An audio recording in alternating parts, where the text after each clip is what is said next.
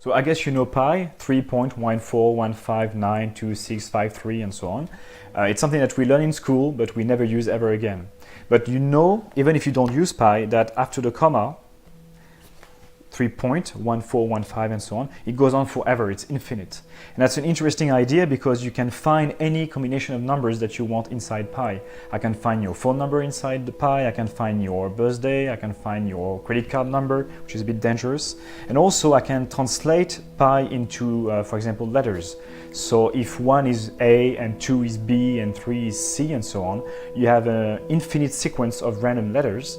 And inside this sequence, you have somewhere you have a word, and maybe somewhere you have a sentence, and maybe somewhere you have a full book. And if every single sequence of letter is inside pi, somewhere in pi you have your own biography. So if you were able to know pi inside out, which is impossible because it's infinite, you would know what would happen to you tomorrow, for example. And in the same way, if you translate every number of pi into a pixel, like a shade of gray, for example, 1 being very light and 9 being very dark, you can have an infinite sequence of images, like static that you have on TV when there is no programs anymore, and like a QR code basically. And you have all the images in the world inside pi, so that includes the first image that you saw when you were born, but you know that already because you saw that.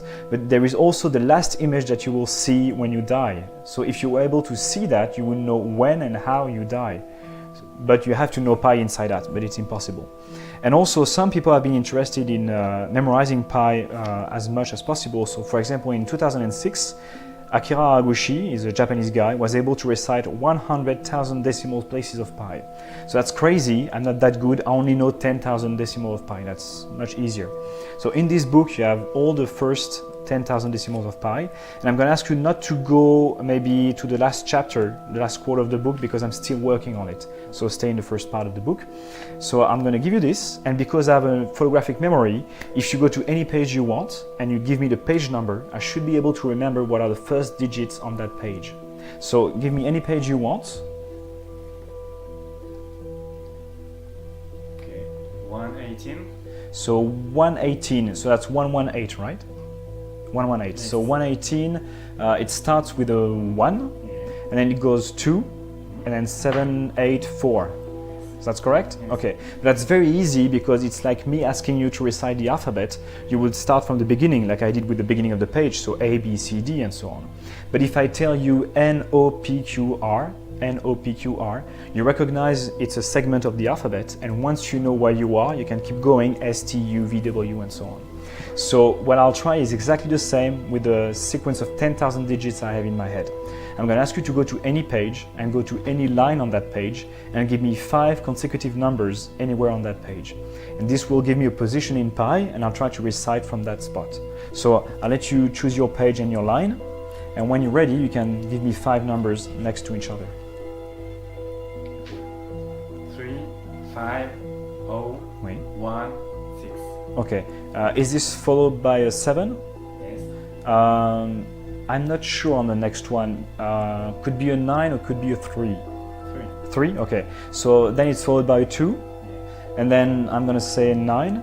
Okay, I'm going to go a bit faster. Okay. But if I make a mistake, don't be nice. Just say stop and I'll try to correct myself. Okay, because I might be wrong at some point. So I said 9, right? Yes. So after 9 is a 3 and a 1 and a 1 and an 8 and a 5 and a 0 and a... sorry, it's a 2.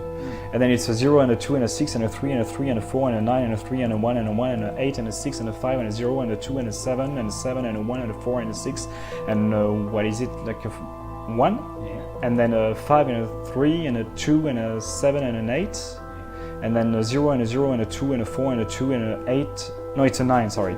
And then it's a 4 and so on and so on. So as you can see, you can recite pi, and you can find, like we said at the beginning, many things in pi. So I can find your birthday, for example.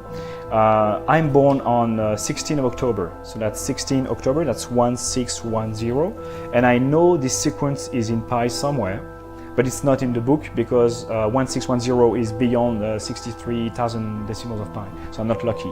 But if you're lucky, your birthday is going to be in the book, and I'll try to remember if it is. If it is in the book, I'll try to tell you the page, the line, and the position on the line where you can find your birthday. But if you're not in the book, I'm sorry, because that can happen. So what day are you born? 14. 14, and what month? July. So 1407. So 1407, is this in the book? It's in the book. It's going to be on page 172. And it's going to be on line 4. At the beginning of line 4 of page 172, 1407. Is this correct? Right. Perfect. That's what I have. Thank you. Thank you.